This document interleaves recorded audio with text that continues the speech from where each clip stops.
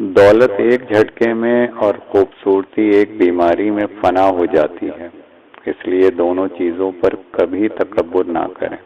زندگی میں دولت اور خوبصورتی جیسے عوامل ہمیں عارضی خوشی اور سکون فراہم کرتے ہیں، لیکن ان پر انحصار کرنا، ان پر غرور کرنا انسان کو تباہی کی طرف لے جا سکتا ہے۔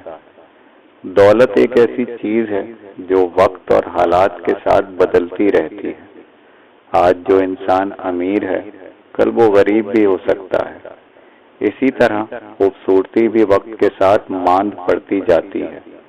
یہ دونوں چیزیں انسان کی خودی کو مستحکم نہیں کر سکتی، اور ان پر غرور کرنا انسان کو دھوکے میں ڈال دیتا ہے۔